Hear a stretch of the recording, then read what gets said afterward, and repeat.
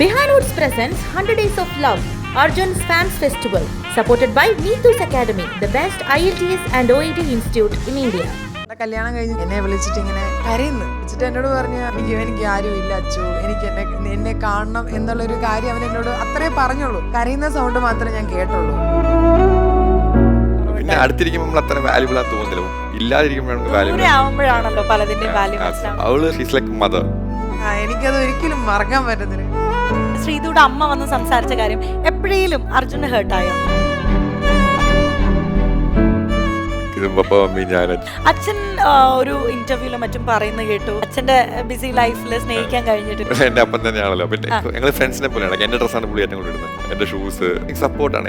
എന്റെ ലൈഫ് ഞാൻ ചൂസ് ചെയ്യണം എന്നുള്ള. അതിനിടയ്ക്ക് ഞാനൊന്ന് കേട്ടിട്ടുണ്ടായിരുന്നു, അമ്മ അർജുനെ തല്ലിയിട്ടില്ലെന്ന്. ഞാൻ കേരളായിരുന്നു, അമ്മയുടെ കുഞ്ഞാലേ ഇത് അർജുനാണോ? കരാട്ടയിലൊക്കെ ഉണ്ടായിരുന്നു.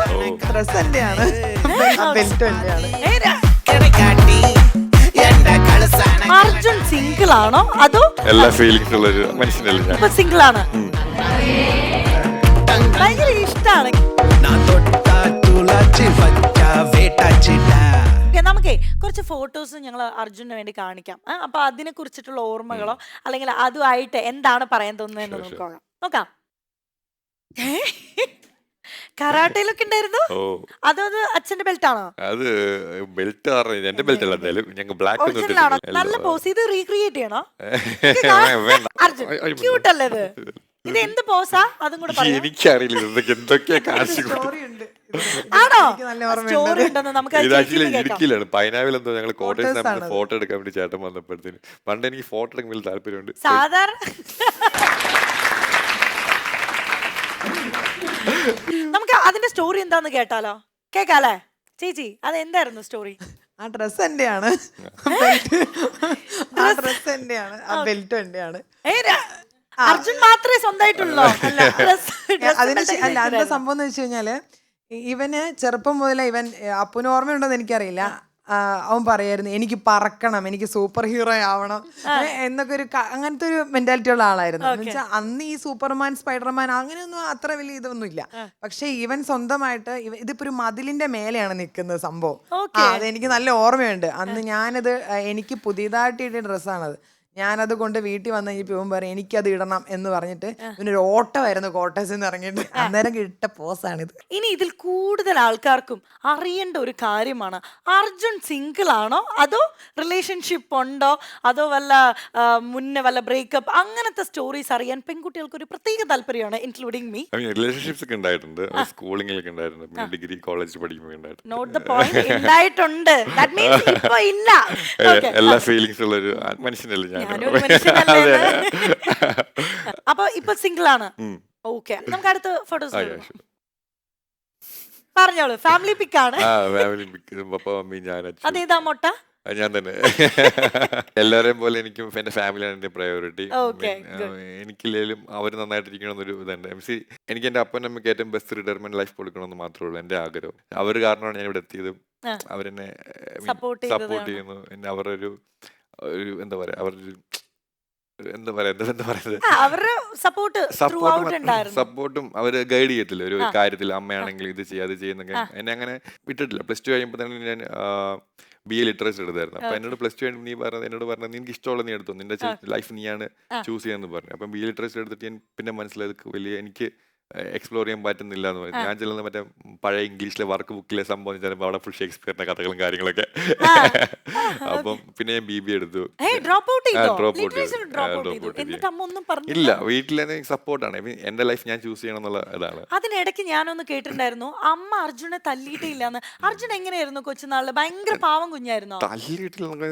കൊച്ചിലെ എനിക്ക് ഓർമ്മയുണ്ട്, എന്തോ തല്ലിയിട്ടുണ്ട്. കൊച്ചിലെ തല്ലി ഓർമ്മ. ഒരിക്കൽ ഒരു വട്ടം കിട്ടിയിട്ടുള്ളോ? ഞാൻ കേരളായിരുന്നു. കൊച്ചിലെ ഓർമ്മയുണ്ട്, അല്ലാതെ. എന്തിനാ ഒരു വട്ടം തല്ലിയേ? TV റിമോട്ടോ അതെന്തോ സംഭവം, അതോ വണ്ടി ഒച്ച ഉണ്ടാക്കിയത് എന്തോ സംഭവമാണ്. അമ്മ ഭയങ്കര സപ്പോർട്ടാണല്ലോ, അങ്ങനെ കേട്ടിട്ടുണ്ടായിരുന്നു. അമ്മയെ കുറിച്ച് എന്താ പറയാനുള്ളത്? എന്റെ എല്ലാം അമ്മ തന്നെയാണ്. അപ്പൊ മമ്മി കാരണമാണ് ഇവിടെ ഇരിക്കുന്നതും എന്നെ അത്ര സപ്പോർട്ട് ചെയ്ത് എന്റെ എല്ലാം. പക്ഷേ സ്നേഹത്തോടെ ആണെങ്കിലും അർജുൻ അമ്മയെ വിളിക്കുന്നത് തള്ളേന്നാണ്. അതെങ്ങനെയാണ്? മീൻസ് വീട്ടിൽ അങ്ങനെയാണോ അതോ പുറത്ത് പോയാലും അങ്ങനെ തന്നെയാണോ? എനിക്കറിയില്ല, വീട്ടിൽ ഇടയ്ക്കിടയ്ക്ക് വിളിക്കും, ഈ തള്ളേ തള്ളേന്ന് വിളിക്കും. ഞാൻ ഓഡീഷന് വിളിച്ചപ്പോ എന്റെ തള്ള കാരണം ഇവിടെ ഞങ്ങൾ കണ്ടായിരുന്നു. കണ്ടത്. ചിലവർക്ക് അതൊരു വിയേർഡായിട്ട് തോന്നും ആ പേര് വിളിക്കുമ്പോൾ. സ്നേഹം കൊണ്ട് വിളിക്കണം, തള്ളേ സ്നേഹം തള്ളേ സ്നേഹം കൊണ്ട് ഞാനും വിളിക്കുന്നത്. വിളിക്കാറുണ്ട്. പക്ഷെ ഞാൻ സ്നേഹ കൂടുതൽ വരുമ്പോഴേ തള്ളേ ആ രീതിക്കാണ് വിളിക്കുന്നത്. ഓക്കെ. അച്ഛൻ ഒരു ഇന്റർവ്യൂലും മറ്റും പറയുന്നത് കേട്ടു, സ്നേഹിക്കാൻ പറ്റിയിട്ടില്ല, അല്ലെങ്കിൽ അച്ഛന്റെ ബിസി ലൈഫിൽ സ്നേഹിക്കാൻ കഴിഞ്ഞിട്ടില്ല. അച്ഛനെ കുറിച്ച് എന്താ പറയാനുള്ളത്? പപ്പ ലൈക്ക് എന്താ പറയാ, ഗവൺമെന്റ് എംപ്ലോയി ആണ്. അപ്പൊ അതിൻ്റെതായ ഇത്, പിന്നെ നമുക്ക് വീട്ടിലെ കാര്യങ്ങൾ നോക്കണം, ലോണ് അങ്ങനത്തെ കാര്യങ്ങളൊക്കെ. പുള്ളി അങ്ങനത്തെ കാര്യത്തിൽ ഫോക്കസ്ഡ് ആണ്. മലം കിട്ടുന്നതിൽ നമുക്ക് ഏറ്റവും ബെസ്റ്റ് ചെയ്യാൻ നോക്കും. പഠിത്തത്തിന്റെ കാര്യത്തിലും ഡ്രസ് ആണെങ്കിലും അങ്ങനെ നോക്കും. ഇടയ്ക്ക് അറിയില്ല, ഇടയ്ക്ക് ഞങ്ങൾ ഇടയ്ക്ക് വഴക്കുണ്ടാക്കും. ബട്ട് സ്റ്റിൽ എന്റെ അപ്പം തന്നെയാണല്ലോ. പിന്നെ ഞങ്ങൾ ഫ്രണ്ട്സിനെ പോലെയാണ്. എന്റെ ഡ്രസ്സാണ് പുള്ളി ഏറ്റവും കൂടുതൽ ഇടുന്നത്. എന്റെ ഷർട്ട് പാൻറ്റൊക്കെ പുള്ളി എടുത്തിട്ട് പോകുന്നതാണ്. എന്റെ ഷൂസ് ഞാൻ മേടിച്ചൊക്കെ പുള്ളി ഇട്ടിട്ടുണ്ട് പോകും ഇടയ്ക്കിടയ്ക്ക്. പക്ഷെ ഇന്നലെ എയർപോർട്ടിൽ ഇട്ടുകൊണ്ട് ഒരു ഡ്രസ്സ് വന്നില്ലേ, അത് പപ്പയ്ക്ക് കൊടുക്കാൻ ആഗ്രഹമുണ്ടോ? അത് കൊടുക്കില്ലല്ലേ? അത് ചിലപ്പോ പപ്പയും പ്രിഫർ ചെയ്യോ? ഡിറ്റാച്ച്ഡ്. അതെനിക്ക് ഞാൻ അവിടെ ഇറങ്ങിച്ചപ്പോ എനിക്ക് ഏതോ ഒരു ക്രൂ ആരോളത്ത് നിൽക്കൊണ്ട് അണിയിച്ചു തന്നു ആ ഡ്രസ്സ്. അത് ആക്ച്വലി എനിക്ക് ഭയങ്കര ഫേവറേറ്റ് ആണ്. അനിമേഡ് ആണത്. സൂക്ഷിച്ചു വെച്ചത്. അതെ, ഓ, ഈ അനിമേനെ കുറിച്ചല്ലേ കുറച്ചപ്പോഴേ പറഞ്ഞേ, ഇപ്പഴേ എനിക്ക് മനസ്സിലാവുന്നേ. അനിമേഡ് ആണ് ആക്ച്വലി അത്. ഞാൻ കണ്ടായിരുന്നു ഒരു ബ്ലാക്ക് കളർ. അപ്പൊ അതിന്റെ ഒരു ഗൗൺ ആണത്. ആക്ച്വലി അതൊരു 2 കപ്പിൾസ് ഉണ്ടെത്തുന്നത്. അവരുടെ വെഡിങ് ആനിവേഴ്സറിക്ക് അവര് ഒരു മേടിച്ചെന്താണ്. അപ്പം എന്നെ കണ്ടപ്പോ തന്നെ അവർ ആദ്യം കൊണ്ട് എന്നെ അണിയിച്ചത്. ഓ, അടിപൊളി. അതൊക്കെ എന്തൊരു ഭാഗ്യല്ലേ. ശ്രീതു അർജുനേന്ന് വിളിക്കുന്നത് ഒരു വല്ലാത്തൊരു രസമാണ് കേൾക്കാൻ. കാണുന്നത് ആണല്ലേ? അത് നമുക്ക് കേൾക്കാൻ ഭയങ്കര ഇഷ്ടമാണ്. അർജുന്റെ മനസ്സിലെ ആ ഒരു ശ്രീതു വിളിക്കുന്ന ആ ഒരു സംഭവം അർജുന്റെ വായിൽ തന്നെ കേൾക്കാൻ ഞങ്ങൾക്ക് എല്ലാവർക്കും ആഗ്രഹമുണ്ട്. എന്നെ അവള് ദണ്ടെന്നൊക്കെയാണ് വിളിച്ചിരിക്കുന്നത്. ദണ്ടെന്നാണോ? അല്ല, ഞങ്ങൾ കേൾക്കുന്നത് ഭയങ്കര അർജുനേന്ന് വിളിക്കുന്നുണ്ട്. ഞാനത് അന്നേരം ഒന്നും നോട്ട് ചെയ്തിട്ടൊന്നുമില്ല. ഇപ്പോഴാണ് ഇതൊക്കെ ഈ റീൽസ് ഇതൊക്കെ കാണുന്നത്. ഞാൻ അന്നേരം ഒന്നും ഇങ്ങനെ നോട്ട് ചെയ്തിട്ടൊന്നുമില്ല. അപ്പൊ എങ്ങനെയാ ശ്രീതു വിളിക്കുന്നത് അർജുനെ? വിളിച്ചോളൂ. അത് അവള് പറഞ്ഞാലേ ശരിയാവുള്ളൂ. ചോദിക്കാല്ലേ? ശരിയാവില്ല. ഓക്കെ. എങ്ങനെയാണ് ശ്രീതു അർജുനെ വിളിക്കുന്നത്? അർജുനേന്ന് ഭയങ്കര ഇഷ്ടമാണ്. കാരണം ഒന്നാമത് തമിഴും കൂടെ ആയതുകൊണ്ട് ശ്രീതുയുടെ സംസാരം കേൾക്കാൻ ഭയങ്കര രസമായിരുന്നു. പിന്നെ വേറൊരു സംഭവം ഉണ്ടായിരുന്നു. അതായത് അർജുൻ അധികം സ്റ്റാർട്ടിങ്ങിന്റെ സമയത്തൊക്കെ അധികം സൈലന്റ് ആയിരുന്നു, അല്ലെങ്കിൽ അർജുന്റെ പ്രസൻസ് ആ വീട്ടിൽ അങ്ങനെ അധികം അറിയുന്നില്ല എന്നുള്ള സ്റ്റേറ്റ്മെന്റ്. എനിക്ക് ഫിസിക്കലി കുറച്ച് പ്രശ്നം ഉണ്ടായിരുന്നു അതിനകത്ത്. അതിന് എന്നത് അത് ഒറ്റയ്ക്ക് ഇരിക്കുമ്പോൾ ഒറ്റയ്ക്ക് ആക്ച്വലി ഞാൻ പുറത്ത് മീ ടൈം എടുക്കുന്ന ഒരാളാണ്. അപ്പൊ ഞാൻ പുറത്ത് അവിടെ ഇരുന്നുള്ള എനിക്ക് കുറച്ച് സെൽഫ് ഹീലിംഗ് പ്രോസസ് ഉണ്ട്. അതിനുവേണ്ടി എനിക്ക് കുറച്ച് ഒരു പോയിരിക്കുമ്പോൾ ആൾക്കാർ പറയും ഞാൻ പുറത്തോട്ട് മാറിയിരിക്കുക, അവിടെ ഒറ്റയ്ക്ക് ഇരുന്ന ഒറ്റപ്പെടൽ സ്ട്രാറ്റജി എന്ന് പറയും. ഞാൻ കുറെ കാര്യങ്ങൾ പറയും. ഒറ്റയ്ക്ക് ഇരിക്കാനും പറ്റത്തില്ല, ആരെങ്കിലും കൂടെ പോയിരിക്കാനും പറ്റത്തില്ല. അത്രേ ഉള്ളൂ. അപ്പം എനിക്ക് സെൽഫ് ഹീലിംഗിന് വേണ്ടി കുറച്ച് ടൈം എടുക്കുന്നു. എനിക്ക് കുറച്ച് ഫിസിക്കൽ കണ്ടീഷൻ കാരണം എനിക്ക് അതിനകത്ത് കുറച്ച് പറ്റി. പിന്നെ ലൈക്ക് വഴക്കുണ്ടാക്കാൻ നോക്കും. ഞാൻ കാര്യം തിരക്കുമ്പോഴത്തേക്കിനും ചായക്ക് മധുരമില്ല, അല്ലെങ്കിൽ ഒന്നാമത്തെ ദിവസം അവൻ അങ്ങനെ ചെയ്തു, അങ്ങനെ ചെയ്യുമ്പോൾ ലോജിക് ഇല്ലാത്ത കാര്യങ്ങളായിട്ട് തോന്നും. ഞാൻ എല്ലാ വള്ളിയിലും കയറി പിടിക്കുന്ന ടൈപ്പ്. എനിക്കത് പിന്നെ നമ്മുടേതായ ഒരു ഐഡന്റിറ്റി ഉണ്ട്, അത് കീപ്പ് അപ്പ് ചെയ്താൽ മതിയല്ലോ അല്ലേ? ഓക്കെ. അടുത്ത ഫോട്ടോ ആരാണിത്? ഇത് അർജുനാണോ? ഒരു അനീതിക്കുട്ടി പോലെ ഉണ്ടല്ലേ, നല്ല തക്കടായിട്ട്. ഓക്കെ. ഈ ഒരു കാലഘട്ടത്തിൽ മാത്രം അപ്പൊ ചേച്ചിയേക്കാളും പൊക്കം കുറഞ്ഞ അനിയൻ കുട്ടി ഉണ്ടായിട്ടുള്ളൂ അല്ലെ? അത് കഴിഞ്ഞപ്പോ ചേച്ചി ഓവർടേക്ക് ചെയ്തു. അത് കഴിഞ്ഞപ്പോഴത്തേക്ക് ഓവർടേക്ക് ചെയ്തല്ലേ? ചേച്ചി എങ്ങനെയാള്? അവള് ലൈക്ക് ഒരു മമ്മിയെക്കാളും മമ്മി ഭയങ്കര ഫ്രണ്ട്ലി ആണ് എൻ്റെ അടുത്ത്. അവള് പക്ഷെ അത്ര ഫ്രണ്ട്ലി ആണ്, ബട്ട് സ്റ്റിൽ സ്ട്രിക്റ്റ് അല്ല. She's like mother.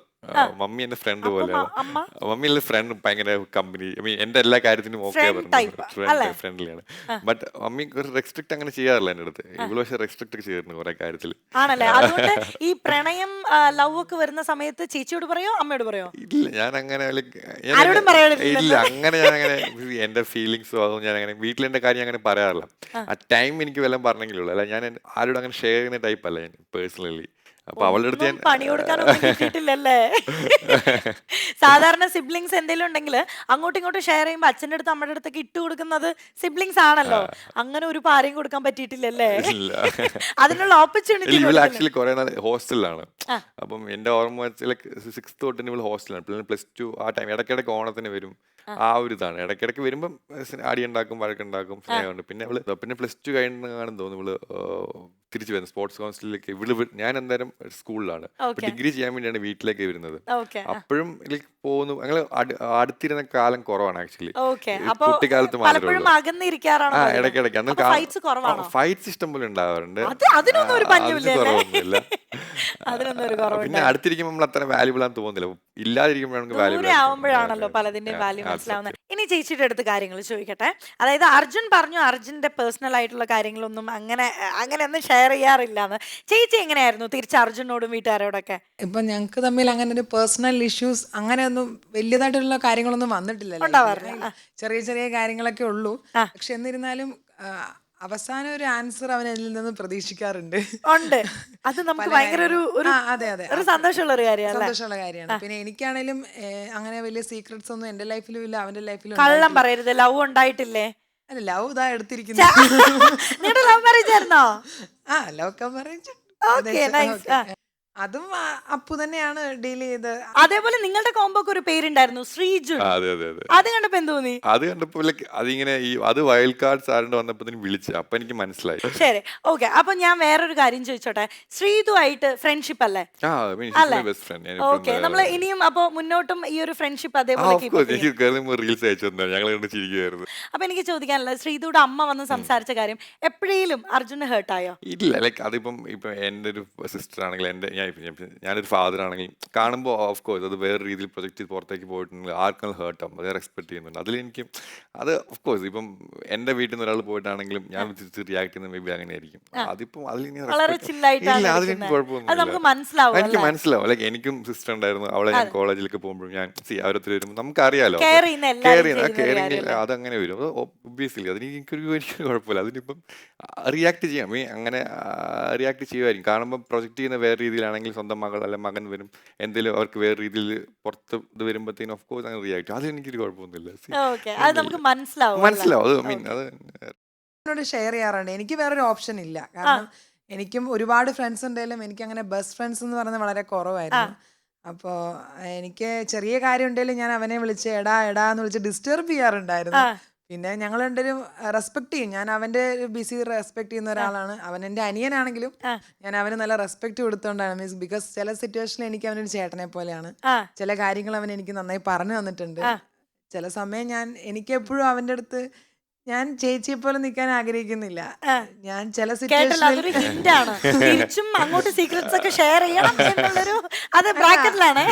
അവന് മാക്സിമം ഷെയർ ചെയ്യാറുണ്ട്. ഫ്രണ്ട്സ് ഒക്കെ വളരെ കുറവാ. ഇപ്പൊ ജിമ്മിൽ പോയാലും ഒരു 6:30, 7 o'clock അവൻ വിളക്ക് കത്തിക്കുന്ന സമയം വീട്ടിൽ വരും. അവൻ അങ്ങനെ വലിയ ഔട്ടിങ്ങോ കാര്യങ്ങളൊന്നും ഇല്ല. ഇപ്പൊ മോഡൽ ഫീൽഡിലോട്ട് ഇറങ്ങിയപ്പോഴാണ് ഫോട്ടോസ് എടുക്കാനാന്നും പറഞ്ഞൊക്കെ പോകും. എനിക്ക് മറക്കാനാവാത്തൊരു സിറ്റുവേഷൻ എനിക്കുണ്ട്. അതായത് ഞങ്ങളുടെ കല്യാണം കഴിഞ്ഞ് ഞങ്ങള് വയനാട് സെറ്റിലായ സമയത്ത് ഒരു ദിവസം കുറെ ലേറ്റ് നൈറ്റായി, ഒരു 12:30 ആയി. എന്നെ വിളിച്ചിട്ട് ഇങ്ങനെ കരയുന്നു. എനിക്കത് ഒരിക്കലും മറക്കാൻ പറ്റത്തില്ല. കാരണം ചേച്ചി കല്യാണം കഴിച്ച് പോയോണ്ടാണോ? അല്ല, ഞാന് ശരിക്കും ഞങ്ങൾ കോട്ടയംകാര് തന്നെയാണ്. ഞങ്ങൾ പിന്നെ സെറ്റിൽ ആവാൻ വേണ്ടി വയനാട്ടിലോട്ട് മാറിയത്. അപ്പൊ പക്ഷെ അതുവരെ ഞാൻ വിളിക്കുമ്പോ എടാ എന്തടി നീ പോടാ, അത്രയൊക്കെ ഉള്ളു. അല്ല, അങ്ങനെയല്ല. അത് ഇപ്പൊ ഞാൻ ആ വീട്ടിൽ നിന്ന് മാറിയപ്പോ ഞങ്ങൾ കുറച്ച് ഡിസ്റ്റൻസേ ഉള്ളൂ, ഒരു അരമണിക്കൂറുള്ളൂ കെട്ടിച്ചു വിട്ട വീട്, അത്രേ ഉള്ളൂ. പക്ഷെ എന്നിരുന്നാലും ഡെയിലി മീൻസ് അങ്ങനെ എന്താ പറയാ, വിഷമങ്ങളിലോട്ട് എത്തിയിട്ടില്ലായിരുന്നു ഒരു കാര്യങ്ങളും. ഒരു ദിവസം രാത്രി വിളിച്ചിട്ട് എനിക്ക് ഇങ്ങനെ കരയുന്ന സൗണ്ട് മാത്രമേ ഞാൻ കേട്ടുള്ളൂ. അപ്പൊ അവന് ഓർമ്മയുണ്ടോ എന്ന് എനിക്ക് ഓർമ്മയില്ല. അപ്പൊ ഞാൻ വേഗം എന്റെ ഹസ്ബൻഡിനെ വിളിച്ചിട്ട് പറഞ്ഞു, ഇതല്ല അപ്പു ഭയങ്കരമായിട്ട് കരയുന്നുണ്ട്, എന്നാ കാര്യം എന്നറിയത്തില്ല എന്ന് പറഞ്ഞു. അപ്പവും പറഞ്ഞു എനിക്ക് ചേച്ചി എന്നൊന്നും എന്നെ ഇതുവരെ വിളിച്ചിട്ടില്ല. ഇല്ല, എന്നെ വിളിച്ചിട്ടേ ഇല്ല. കാരണം അത് എനിക്കത് എന്താ പറയാ, എനിക്കത് അക്സെപ്റ്റ് ചെയ്യാനും പറ്റില്ല അവനെ ചേച്ചി എന്ന് വിളിക്കുന്നത്. അങ്ങനെ പറ്റത്തില്ല. വിളിച്ചിട്ട് എന്നോട് പറഞ്ഞ എടി എനിക്ക് ആരും ഇല്ല അച്ചു, എനിക്ക് എന്നെ കാണണം എന്നുള്ളൊരു കാര്യം അവൻ എന്നോട് അത്രേ പറഞ്ഞുള്ളൂ. അപ്പൊ എനിക്ക് ശരിക്കും ഞങ്ങൾ തമ്മിൽ അങ്ങനെ എന്താ പറയാ, ഒരുപാട് കെട്ടിപ്പിടിച്ചിരിക്കുകയോ അങ്ങനെയൊന്നും ഇല്ല. പക്ഷെ എനിക്ക് എന്താ അറിയില്ല. അപ്പോൾ എനിക്ക് അപ്പോഴാണ് എനിക്ക് സത്യം പറഞ്ഞാൽ എനിക്ക് അന്നേരം വലിയൊരു കാര്യം മനസ്സിലായി. എൻ്റെ ജീവിതത്തിൽ എനിക്ക് സത്യം പറഞ്ഞാൽ എൻ്റെ പപ്പയാണ് എൻ്റെ ഏറ്റവും വലിയ ബെസ്റ്റ്. എനിക്കത് എപ്പോഴും പറയാം. അതിന് ശേഷം കിട്ടിയൊരു വ്യക്തിയാണ് ഈ ഇരിക്കുന്നത്. സീരിയസ്ലി ഈ വ്യക്തി എവിടെ വരും? അവൻ എനിക്ക് എപ്പോഴും ഞാൻ പറയട്ടെ, എനിക്ക് അവൻ എന്ന് പറഞ്ഞാൽ എനിക്ക് ചെറുപ്പത്തിൽ കണക്ട് ചെയ്ത് എൻ്റെ ഒരു മോൻ അല്ലെങ്കിൽ എനിക്ക് 3 ആൺകുട്ടികളാണുള്ളത് ഇപ്പൊ. എനിക്ക് ആ ഒരു ഫീൽ അവനോട് ഞാൻ കുറച്ച് സ്ട്രിക്റ്റും ആയിരുന്നു, ഓക്കെ അങ്ങനെയായിരുന്നു. പക്ഷെ അവന്റെ ആ കോളിലൂടെ എനിക്ക് മനസ്സിലായ ഒരു കാര്യം പറഞ്ഞു കഴിഞ്ഞാൽ അവന് ഞാൻ വേണം. ഇനി ആരൊക്കെ ഉണ്ടെങ്കിലും ലൈഫിൽ, ആരൊക്കെ ഇല്ലേലും അവന് ഞാനാണ് വേണ്ടത് എന്ന് എനിക്ക് അവിടെ കണക്റ്റായി. ഒരു 5 years ബാക്കത്തെ സംഭവമാണിത്.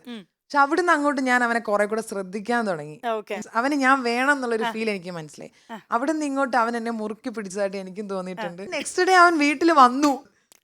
നെക്സ്റ്റ് ഡേ അവൻ വീട്ടിൽ വന്നു. ഞാൻ രാവിലെ നോക്കിയപ്പോ അവൻ വീട്ടിൽ വന്നു. വന്നു. അതെനിക്ക് വലിയ മിസ് ചെയ്തോ ചേച്ചിയുടെ കല്യാണം കഴിഞ്ഞപ്പോ? അത് ഉറപ്പല്ല, നമ്മൾ കൂടെ ഒരാള് പെട്ടെന്ന് ഒരു ആബ്സെൻസ് കാണുമ്പോഴത്തേക്കും. ഓക്കെ, ഞാൻ കേട്ടിട്ടുണ്ടായിരുന്നു അളിയൻ കോംബോ, അത് ഭയങ്കര രസമാണെന്ന് കേട്ടു. എന്താണ് ബ്രദർ ഇൻ ലോനെ കുറിച്ച് പറയാനുള്ളത്? എങ്ങനെയാണ് നിങ്ങൾ തമ്മിലുള്ള റിലേഷൻ? അത് ലൈക്ക് എന്താ പറയാ, ഞങ്ങൾക്ക് ബോഡി ബിൽഡിങ് ഞങ്ങൾക്ക് കുറെ സിമ്പിൾ ആയിട്ട് ജിം നടത്തും. പിന്നെ ഞങ്ങൾ ടോക്സ് കൂടുതൽ അങ്ങനത്തെയാണ്. ബോഡി ബിൽഡിങ്, പഴയ ബോഡി ബിൽഡേഴ്സിനെ കുറിച്ച് സംസാരിക്കുക, ഫിറ്റ്നസിനെ കുറിച്ച് സംസാരിക്കുക. രണ്ടുപേരും ഭയങ്കര ഫിറ്റ്നസ് ക്രേസി ആണ് അല്ലേ? അപ്പൊ നിങ്ങൾ തമ്മിൽ കോമ്പറ്റീഷൻ ഉണ്ടോ? എനിക്ക് നല്ല ബൈസെപ്സ് ഉണ്ട്, എനിക്ക് നല്ല ട്രൈസെപ്സ് ഉണ്ട് എന്ന് പറഞ്ഞാൽ ഞങ്ങൾ ഒരുമിച്ച് വർക്ക്ഔട്ട് ഒക്കെ ചെയ്തിട്ടുണ്ട്. അപ്പൊ അങ്ങനത്തെ ടോക്സ് ആണ് കൂടുതൽ ഞങ്ങള്. പിന്നെ വണ്ടിയെ കുറിച്ച് സംസാരിക്കാറുണ്ട് അങ്ങനത്തെയൊക്കെ. അപ്പൊ ചേട്ടാ എന്ത് തോന്നി എയർപോർട്ടിൽ ആർത്ത് വിളിച്ചത് സൗണ്ട് എല്ലാം പോയിരിക്കുക? ചേട്ടനുണ്ടായിരുന്നല്ലേ? എങ്ങനെയുണ്ട് ഈ അളിയൻ? എങ്ങനെയുണ്ട് അർജുൻ അളിയൻ? എങ്ങനെയുണ്ട്? സൂപ്പർ കൂൾ അല്ലേ? സൂപ്പർ കൂൾ ആണ്, ബെസ്റ്റ് അളിയൻ ഇൻ ദി വേൾഡ് അല്ലെ? ഭയങ്കര ഫോർച്ചുനേറ്റ് ആണ്. തീർച്ചയായിട്ടും. എന്ത് തോന്നി അങ്ങനെ ലാൽ സാറിന്റെ കൂടെ ആ ഒരു സ്റ്റേജ് ഷെയർ ചെയ്ത് നിന്ന് കണ്ടപ്പോ? പ്രൗഡ്. വിന്നർ ആയില്ല എന്ന് പറഞ്ഞ് സങ്കടം ഉണ്ടായിരുന്നു? അതുവരെ എത്തിയില്ലേ അല്ലെ? 100 days സർവൈവ് ചെയ്യുന്ന ഒരിക്കലും ഒരു ചെറിയ കാര്യമല്ല, വലിയൊരു കാര്യമാണ്. ശരി, നമ്മൾ ഇനിയിപ്പോ പ്രോജക്ട്സ് ഒക്കെ സ്റ്റാർട്ട് ചെയ്യാൻ പോവല്ലേ? ഇനി പുതിയ അപ്കമിങ് പ്രോജക്ട്സിലൊക്കെ എന്താ പറയാ, മലയാളത്തിന് നല്ലൊരു സ്റ്റൈലിഷ് ആയിട്ടൊരു ഹീറോ ആയിട്ട് ഞങ്ങൾ എക്സ്പെക്ട് ചെയ്യാണ്. ശരിക്കും അർജുന്റെ മനസ്സിലുള്ള റോള് എങ്ങനെ ചെയ്യാനാണ് ഇഷ്ടം? എനിക്ക് എല്ലാം എക്സ്പ്ലോർ ചെയ്യണം ഭയങ്കര ആഗ്രഹം. കൈൻഡ് ഓഫ് എല്ലാ ക്യാരക്ടേഴ്സ് എക്സ്പ്ലോർ ചെയ്യണം എനിക്ക്. പക്ഷെ ചില മൂവീസ് കാണുമ്പോൾ ഈ വില്ലന്മാരെ കാണുമ്പോൾ എനിക്ക് ഭയങ്കര. അപ്പൊ അർജുനെ വില്ലനായിട്ട് ചെയ്യാൻ ആഗ്രഹമുണ്ടോ? നിങ്ങൾക്ക് ആഗ്രഹമുണ്ടോ അർജുനെ വില്ലനായിട്ട് കാണാൻ? ഇല്ല അല്ലേ? ശരി, അപ്പൊ നിങ്ങളുടെ മനസ്സിൽ അർജുൻ എങ്ങനത്തെ ക്യാരക്ടേഴ്സ് ആയിരിക്കണം പ്ലേ ചെയ്യുന്നത്? റൊമാൻറ്റിക്, അത് മാത്രമേ ഉള്ളൂ റൊമാൻറ്റിക് ഹീറോ. അർജുന്റെ ഹൈറ്റ് എത്രയാ? 6'4". അപ്പൊ ഈ മോഡലിംഗിലൊക്കെ ആവുമ്പോൾ 6'4" എന്ന് പറയുമ്പോൾ അത് മോഡലിംഗിലായാലും വേറെ എന്തിലായാലും അതൊരു പ്ലസ് ആണോ അതോ മൈനസ് ആയിട്ട് തോന്നി? മോഡലിംഗിലൊക്കെ 5'10", 5'11" ആണ് ബേസിക് പറയുന്നത് റൺവേ ഷോസിന്. എനിക്ക് ചില ഷൂട്ട്സിനൊക്കെ ഇവിടുത്തെ ഫീമെയിൽ മോഡൽസിനൊപ്പം പറ്റില്ലായിരിക്കും. അതെ, അവര് സ്റ്റൂളുമേ കയറി നിൽക്കേണ്ടി വരുമല്ലേ? ഞാനും അതാ, നമ്മൾ അപ്പഴേ നിന്നപ്പോ ഞാൻ വേഗം ഇങ്ങോട്ട് നിന്ന്. 6'4", എനിക്ക് ഷൂസ് ഇട്ടാ 6'4", ഒരു ഫ്ലാറ്റ് ഇട്ടാ 6'3". ഞാൻ ചിലയിടത്തൊക്കെ ഹൈറ്റ് കുറച്ചൊക്കെ പറയും കിട്ടാൻ വേണ്ടി. എന്നാ നമുക്ക് അടുത്ത ഫോട്ടോയിലേക്ക് നോക്കിയാലോ? ഞാൻ പിന്നെ വളർന്നു, നല്ല ബബ്ലു കുട്ടപ്പനായിട്ട്. ഞാൻ മഷ്റൂം ഒക്കെ കഴിച്ചിട്ട് ഇങ്ങനെ നടക്കുന്ന സമയമാണ്. അന്ന് ഭയങ്കര മഷ്റൂം കട്ടൊക്കെ ചെയ്ത് നടക്കുന്ന സമയമാണ്. ഇപ്പൊ എന്റെ ഒരു ടീനേജ് ഒന്നും അല്ല ഇത്. ഏതാ എനിക്ക് ഓർമ്മയില്ല സത്യം പറഞ്ഞ. 5 or 6 തോന്നുന്നു. ഈ ഏജിൽ എല്ലാ പിള്ളേരും ഇങ്ങനെ തന്നെ ഇരിക്കുന്നത്. അത് കഴിഞ്ഞിട്ടും പക്ഷെ ഗംഭീര ചേഞ്ച്. അത് കഴിഞ്ഞിട്ട് 11th 12th ഒക്കെ ആയപ്പോഴാണ് എനിക്ക് ഇതിൽ നിന്ന് പ്രോഗ്രസ്. നമ്മൾ അന്നേ ജങ്ക് കഴിച്ച് നമ്മൾ ഇപ്പൊ കഴിച്ച് ഇന്ന് കിട്ടണം നാളെ കിട്ടണമെന്നില്ല. ഇത് സ്ലോ പ്രോഗ്രഷൻ ആണ് ആക്ച്വലി. ഇത് കഴിച്ച് പണ്ട് നെയ്യ് ഒഴിച്ച് ചോറ് അമ്മ തരുമായിരുന്നു. അത് കഴിച്ചാണ് അങ്ങനെ വേണം വെച്ചത്. അമ്മയുടെ കുഞ്ഞാലേ? അപ്പൊ ചേച്ചി അച്ഛയുടെ കുഞ്ഞോ? പപ്പയ്ക്ക് ഇഷ്ടം അവളെ ഏറ്റവും കൂടുതൽ. അങ്ങനെയായിരുന്നു അല്ലേ, ഒരു പാർട്ട്ണർഷിപ്പ് രീതിക്ക്. അപ്പൊ നമുക്ക് അടുത്ത ഫോട്ടോ നോക്കാം. ഇത് അതിന്റെ അടുത്ത വേർഷൻ. ഇത് ഞാൻ 10th ക്ലാസ്സിൽ ആക്ച്വലി 10th പഠിക്കുന്നതാണ്. 10th CBSE അവിടെ എന്തോ ഫാമിലി ഫോട്ടോ കൊടുക്കണമെന്ന് പറഞ്ഞായിരുന്നു. അങ്ങനെ കോട്ടയത്ത് ഒരു സ്റ്റുഡിയോ ഫോട്ടോ എടുത്തു. അപ്പൊ ഞങ്ങൾ കോട്ടയത്തിൽ താമസിക്കുക. ഇത് ആക്ച്വലി ഞാൻ വർക്ക്ഔട്ട് സ്റ്റാർട്ട് ചെയ്ത് അമ്മ കൊണ്ട് ജിമ്മിൽ 13ാം വയസ്സിൽ മമ്മിയാണ് കൊണ്ട് ജിമ്മിൽ കൊണ്ട് ചേർക്കുന്നത്. ഞാൻ വണ്ണം കുറയ്ക്കാൻ വേണ്ടി. അപ്പൊ ആ ടൈമിൽ പോയി ജിമ്മിൽ കൊണ്ട് ചേർത്ത ടൈമാണത്. അന്നേരം നന്നായിട്ട് കഷ്ടപ്പെട്ട്. ഈ സമയത്ത് ഞാൻ 15 വയസ്സാണ്. അപ്പൊ ഞാൻ ബോഡി ബിൽഡിംഗ് ഒക്കെ സ്റ്റാർട്ട് ചെയ്താൽ കാലച്ച സമയം. അത് കഴിഞ്ഞിട്ട് കോമ്പറ്റീഷൻ ഇറങ്ങിയായിരുന്നു. ഈ സമയത്താണോ നമുക്ക് ഇൽനസ് വരുന്നത്? അല്ലല്ല, ഇതുകൂടെ കഴിഞ്ഞിട്ടാണ് അറിയുന്നത്. ഇതുകൂടെ കഴിഞ്ഞിട്ട് +2 കഴിയുമ്പോഴാണ് ഇത് അറിയുന്നത്. ഇത് കഴിഞ്ഞ് പിന്നെ വണ്ണം വെച്ചിട്ടുണ്ടായിരുന്നു. നമ്മൾ ബിഗ് ബോസ് പ്ലാറ്റ്ഫോമിൽ ചെന്നിട്ട് ആ ഒരു ഇൽനസിനെ കുറിച്ച് പറയണം എന്ന് വിചാരിച്ചിട്ടുണ്ടായിരുന്നോ? ഇന്റർവ്യൂവിന് പറഞ്ഞിട്ടുണ്ടായിരുന്നോ? ഇന്റർവ്യൂവിന് ഓഫ്കോഴ്സ് അവർക്ക് അറിയാം. അവർക്ക് ഞാൻ എന്നോട് ചോദിച്ചിട്ടുണ്ടായിരുന്നു പേഴ്സണൽ എന്തെങ്കിലും ഉണ്ടോന്ന്. അപ്പം ഇതെനിക്ക് മറച്ചു വെക്കേണ്ട ആവശ്യമില്ല, ഇതെനിക്ക് പറയണമല്ലോ ആക്ച്വലി. അപ്പൊ എനിക്കിത് വേണമെങ്കിൽ വേറെ എവിടെയെങ്കിലും പറയാം. എനിക്ക് വേറെ ഓപ്പർച്യൂണിറ്റി കിട്ടുന്നുണ്ടായിരുന്നു, പറയാനുള്ള പ്ലാറ്റ്ഫോം കിട്ടിയിട്ടുണ്ട്. പക്ഷെ എനിക്ക് അതിനകത്ത് പറയണ്ട, ഇതിനകത്ത് പറയണം എന്നുണ്ടായിരുന്നു. കാരണം ഈ ആ ഒരു പ്ലാറ്റ്ഫോമിൽ പറയുന്നത് ഓഡിയൻസ് കേൾക്കുന്നത് ഒരു ഹ്യൂജ് ആണ്. അതെ ഒരു ഹ്യൂജ് പ്ലാറ്റ്ഫോമിൽ അത് അതെ അത് കുറേ പേരെ മോട്ടിവേറ്റ് ചെയ്യാൻ പറ്റുന്ന ഒരു കാര്യമായതുകൊണ്ട് ജസ്റ്റ് അത് മാത്രം പറയൂ. കാരണം എനിക്കത് വെച്ചിട്ട് ഈ അത് വെച്ചാലും പലതും ചെയ്യാൻ പറ്റുമെന്ന് കാണിക്കണം. അതിന് ടാസ്കുകളൊക്കെ മാക്സിമം ചെയ്യുന്നുണ്ടായിരുന്നു, അതൊന്നും അറിയിക്കാതെ തന്നെ. പിന്നെ ടൈമിൽ എനിക്ക് അത് ട്രിഗറായി. അത് ചില എൻ്റെ റൊട്ടീൻസില്ല, ഇപ്പൊ ഫുഡ് കഴിക്കുന്നതിലും ബട്ടൺസ് ഇടുന്നതിലും അങ്ങനത്തെ കുറച്ച് കാര്യത്തിലൊക്കെ അഫക്റ്റ് ആയി. ആ. അല്ലാതെ എനിക്ക് വേറെ സീനൊന്നും ഇല്ലായിരുന്നു. സീനൊന്നുമില്ലായിരുന്നില്ല. അമ്മയെ സോപ്പിടാൻ അർജുൻ എന്താ ചെയ്യാ? മമ്മിയെ സോപ്പിടെ വീട്ടുപണി ചെയ്യും. വീട്ടുപണി ചെയ്യാറുണ്ടോ? ഓ വീട്ടില് പണി അതുകൊണ്ട് ബിഗ് ബോസിൽ പോയപ്പോ അവിടത്തെ എനിക്ക് അങ്ങനത്തെ പണിയൊന്നും- ഇല്ല. എന്റെ വീടിന്റെ പെയിന്റ് അടിച്ച ഞാനും ഒരു അപ്പനും കൂടെയാ. ആണോ? പിന്നെ വീടും Okay. ഞാൻ വരുന്നതിന് മുമ്പ് എനിക്കറിയായിരുന്നു വീട്ടിൽ ആരെങ്കിലും ഇന്റർവ്യൂ ഒക്കെ വരുവാണെങ്കിൽ പുല്ലൊക്കെ ചെത്തിയിട്ടാണ് ഞാൻ പോയത്. ഓ, അടിപൊളി. ശരി, വേറെ ഹോബീസ് എന്താ? പാട്ട് കേൾക്കാൻ ഭയങ്കര കേൾക്കാൻ ഇഷ്ടമാണ്. ഇഷ്ടാ. പിന്നെ കുറെ സിനിമ കാണും. ഞാൻ യൂട്യൂബിൽ കയറിയിട്ട് ലാൽ സാറിന്റെ തന്നെ കുറെ സിനിമ കാണും. പിന്നെ അങ്ങനത്തെ വീഡിയോസ് കാണുമല്ലോ. പിന്നെ പഴയ സിനിമകൾ കാണും. സിനിമ എനിക്ക് ഭയങ്കര ഇഷ്ടം. സിനിമ കാണാൻ. പിന്നെ പാട്ട്, പിന്നെ ഇൻസ്റ്റാഗ്രാം റീൽസ് കണ്ടോണ്ടിരിക്കും. Behind Woods presents 100 Days of Love, Arjun's Fans Festival, supported by Neetu's Academy, the best IELTS and OET institute in India.